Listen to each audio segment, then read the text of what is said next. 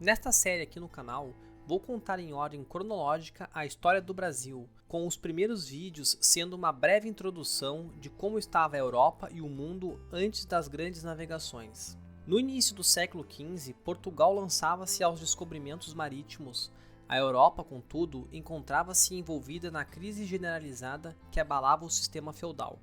O território espanhol estava ocupado por vários reinos cristãos e um califado árabe, não existindo a Espanha como Estado nacional.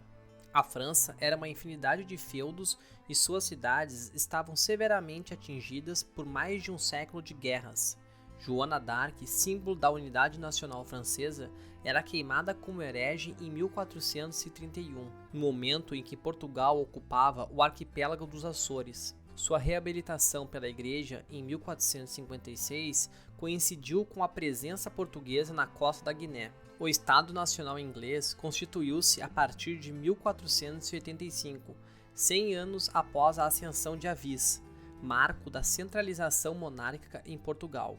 Na verdade, antes que os europeus pudessem alargar os limites do mundo, deviam descobrir a si mesmos. Um projeto como exploração sistemática de novas terras só podia ter sido empreendido por monarquias fortes que canalizassem para o empreendimento os recursos e energias de toda a nação.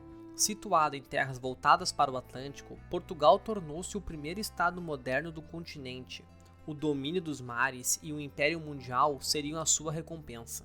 No final do século XIV, às vésperas daquele que seria uma das maiores aventuras da história da humanidade, a Era dos Descobrimentos, as várias culturas do mundo permaneciam basicamente distanciadas entre si. A Europa Ocidental atravessava profunda crise social, política e econômica, que expressava a decadência da ordem feudal. Em 1315 a 1317 e 1374 a 1375, grandes fomes atingiram a Europa. Nos intervalos das calamidades, iniciou-se a Guerra dos 100 Anos entre a Inglaterra e a França, arrasando as ricas províncias dos Flandres e outras regiões. Por volta de 1348, nova epidemia começou sobre o continente, a peste negra, que em poucos anos eliminou cerca de um terço da população europeia. Como se não bastasse, entre 1353 e 1356, os turcos otomanos atingiram a península de Galípoli, parte sul da Turquia europeia. Na virada do século, seus domínios estendiam-se do Mar do Egeu ao Danúbio. Não era a primeira vez que o Ocidente se encontrava na defensiva. Já no século VII, os árabes haviam iniciado a sua expansão, embora seu avanço fosse barrado pela derrota de Poitiers em 732. No século IX, seus domínios incluíam quase toda a Espanha, a Pérsia, o Oriente Próximo e o norte da África. O Mediterrâneo, o Mar dos Romanos e de seus sucessores cristãos, tornava-se a fronteira de dois mundos. Como em toda fronteira, havia combates, mas havia também influência recíproca e comércio, que a contraofensiva europeia, representada pelas cruzadas, intensificou à medida que conquistava o Mediterrâneo do domínio árabe. Em 1241, a Europa enfrentou os mongóis vindo das estepes asiáticas. Depois de esmagar os exércitos poloneses e alemães, os mongóis chegaram até as portas de Viena, mas voltaram para a Ásia diante de uma Europa indefesa e perplexa. A repentina morte de Ogedei, filho do herdeiro Gengis Khan, abriria perspectivas de sucessão ao trono do maior império asiático. Para os pretendentes a esse trono, a conquista da Europa podia esperar.